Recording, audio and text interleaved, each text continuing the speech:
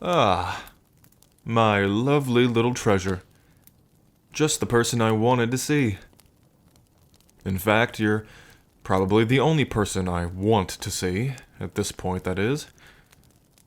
Having to go to constant council meetings to address the new merman prince and prove he's a true son of my father is nothing but another thing to add to my list as king. And, in the meantime, make sure he's safe and sound around the palace. While most dragons here have already accepted him as family and a descendant of Sendevorous, some of the generals aren't taking too kindly to having a merfolk peruse the palace as a royal, while we're currently at war with the Mer Kingdom. But they know if they try to do anything to harm a proven descendant of Sendevorous, meaning anyone with dragon blood in them, exile or worse waits them. And that's why I've been spending all of my time here in the library. One of the generals is presenting false evidence to try and say that Bryn is a result of dragon laws being broken.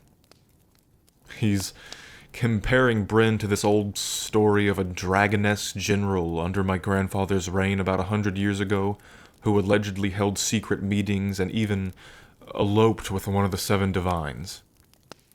Such an old story like that is probably just a legend, and only a tale among dragonkind. Probably just a cautionary tale, if I had to guess. So, I'm here to prove that Bryn's existence isn't a violation of divine taboo. What's divine taboo? Oh, that's right. I guess since you were raised in the human city of Akan, that you wouldn't know about avian and dragon law. Well, to explain it best I can, the divine taboo is a set of laws created by my ancestor Sendevorous Dirian, the first dragon. Most half-bloods, or dragon or not, saw him as a natural-born leader. And leaders of the avians and dragons met here at the old Sky Palace way back when to write up a set of laws their respective groups would follow. This was the first meeting of the Sky Council. Yeah, they weren't that creative back then. Don't look at me, I didn't name the thing. Anyway, it was at that council that Sendevorous wrote up what he called the Divine Taboo. Mind you, he was not a fan of the Divines for creating half-bloods and then leaving us in a cruel world we never asked for. So, everything he did was to break away from human subjugation and to spite the Divines. These laws stated that any conspiracy against fellow dragon or avian would result in exile. Any worship of a divine by dragon or avian will result in exile or capital avian punishment. Any invoking in the divine's name or performing divine rituals will result in exile or capital avian punishment. And any intentional interaction, contact, or meetings with a divine themselves is subject to capital avian punishment. These laws were to keep the kin of Sendevorous and those around him aware of the suffering that this world has given our people, and that the divines who allowed it put us here.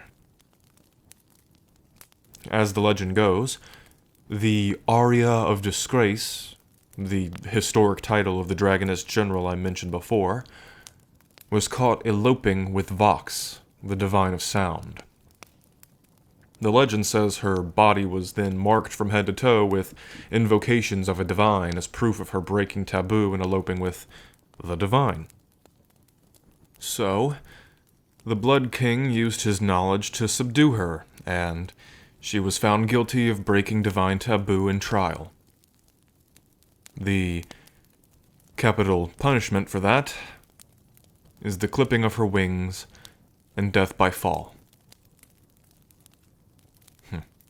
Of course, such a tale as that seems to be a bit far-fetched, but the rules that the story of the Aria of Disgrace show is that any form of breaking taboo is met with a strict ruling.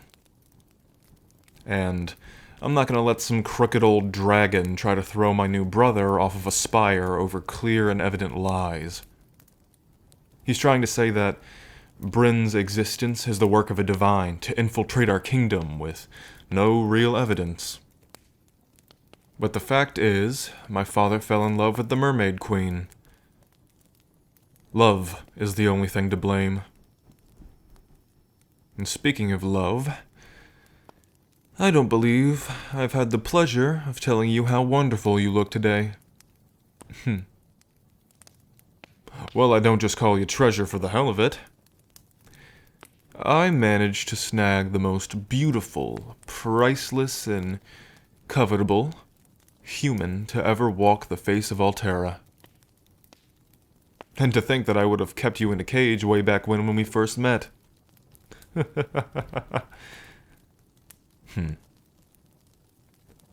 Tell me, do you still have that awestruck wonder of dragonkind that your grandmother used to tell you about in those little bedtime stories?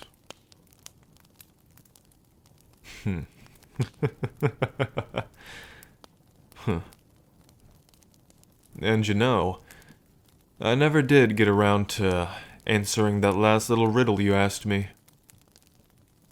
You know, way back when in the old fortress when we met, and we played a little game of riddles.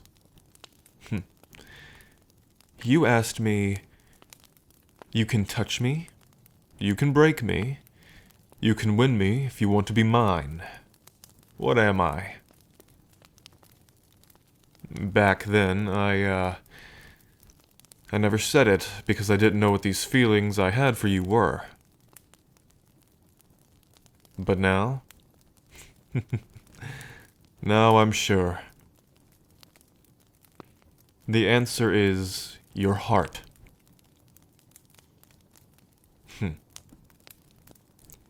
And tell me, my treasure, have I won it yet? Because you've had mine for quite some time now. Well then, allow me to demonstrate what being the sole owner of my affection will get you.